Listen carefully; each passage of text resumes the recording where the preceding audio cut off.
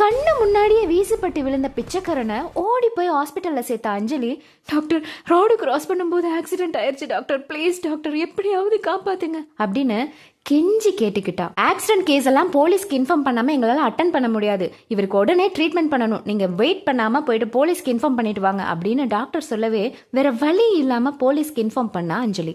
ஹாஸ்பிட்டலுக்கு வந்த போலீஸ் அஞ்சலியை பார்த்து, இவர் யாரு, எங்க இருக்காரு, எப்படி ஆக்சிடென்ட் ஆச்சு அப்படின்னு கேள்வி கேட்கவே, இவர் பேரு கூட எனக்கு தெரியாது, ஆனா எங்க கடைக்கு முன்னாடி ரோட்டோரத்துல தான் படுத்திருப்பாரு, இன்னைக்கு ரோடு கிராஸ் பண்ணும்போது ஆக்சிடென்ட் ஆயிருச்சு, அவ்வளவுதான் எனக்கு தெரியும் அப்படின்னு சொல்லவே, டாக்டர் நீங்க இமீடியட்டா ட்ரீட்மெண்ட் ஸ்டார்ட் பண்ணுங்க, இவர் யாருன்னு விசாரிச்சு அவங்க பேரண்ட்ஸ்க்கு நான் இன்ஃபார்ம் பண்றேன் அப்படின்னு சொல்லிட்டு அந்த இடத்த விட்டு போனாங்க போலீஸ். ஆபரேஷன் எல்லாம் முடிஞ்சு ரூமுக்கு கூப்பிட்டு போக வரைக்கும் தூக்கமே இல்லாம பக்கத்திலே இருந்து பாத்துக்கிட்ட அஞ்சலி எப்படா கண்ணை திறப்பான் அப்படின்னு வெயிட் பண்ணிட்டு இருந்தா. கோட் சூட் போட்ட ஒருத்தரும் விலை உயர்ந்த சாரி கட்டின ஒரு அம்மாவும் கூட 4-5 பேரும் வந்து என் பையன் எங்க அப்படின்னு கேட்டு ரூம்குள்ள போகவே, வெளியே நின்றுட்டு இருந்த ஒரு பொண்ணு கிட்ட இவங்கெல்லாம் யாரு அப்படின்னு கொஞ்சம் தயக்கத்தோடய கேட்ட அஞ்சலி.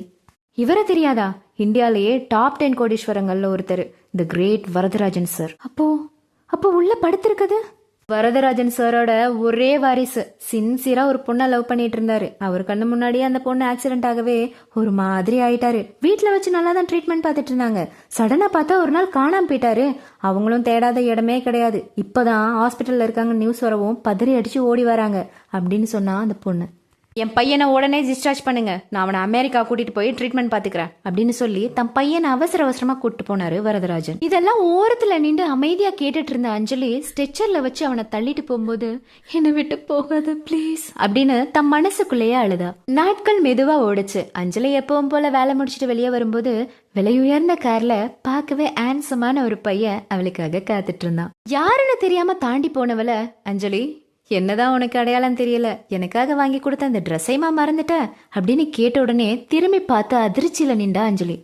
நான் கண்ணு முழிச்சோனையே உன்னதான் தேடினேன், என் வாழ்க்கையில கிடைச்ச இன்னொரு தேவதனி, உன்னை நான் மிஸ் பண்ண விரும்பல, என்ன நீ கல்யாணம் பண்ணிக்கிறியா அப்படின்னு அவன் கேட்ட உடனே சந்தோஷத்துல கண் கலங்கினவ, பேரு கூட தெரியாதவங்கள எப்படி கல்யாணம் பண்ணிக்கிறதா அப்படின்னு ஓடி வந்து கட்டி பிடிச்சு தன் விருப்பத்தை தெரிவிச்சா அஞ்சலி. இந்த கதை உங்களுக்கு பிடிச்சிருந்ததுன்னா அந்த பாய்க்கு சூப்பரான பேர் நீங்களே கமெண்ட் பண்ணுங்க. இந்த மாதிரி இன்ட்ரெஸ்டிங்கான வித்தியாசமான கதைகளுக்கு சாஜி சொல்லும் கதைகளை மறக்காம சப்ஸ்கிரைப் பண்ணிக்கோங்க.